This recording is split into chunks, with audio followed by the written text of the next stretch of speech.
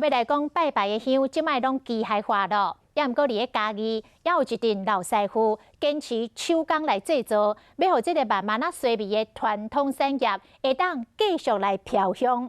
今仔日的看见台湾国宝师傅。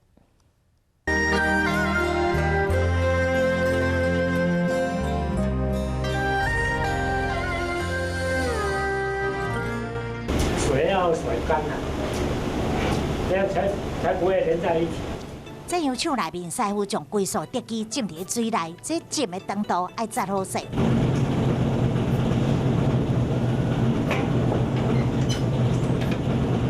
放入机器，互每一支顶头拢会当加匀苏黏粉。拍好底，香机继续浸水，刷来这个过程无连规档是做袂好。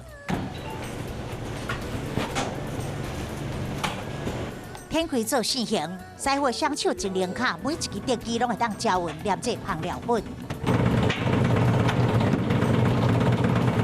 这款的动作爱来回几下摆，老师傅双手手底下将香做成圆形的转动，互香机互相摩擦，甲挤出来香料粉害掉。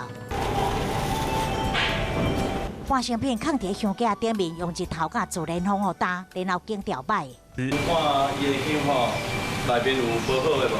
哦，像这就是迄个讲香生啊，黏做伙的。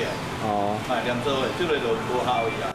最后再搁甲香卡染红色的，咱拜拜的时会使用到的香。哦，这就是染香卡对啊。嘿，对对。染红色就对啊。就完成啊，手续复杂，这款手工的制香品质甲机器大量制作的无共。嘛是手工的香定较香，品质较稳定啊，爱用日头拍的啊。 嘛，因为做起来无轻松，想要学的人已经无多啊。这种环境做香艰苦不落啊，这种技术啊，无人无嘛，真可惜啊。随着自动化时代来临，手工制香渐渐失去舞台，不过老师傅依然坚持，希望这项珍贵的手艺会当继续做落去。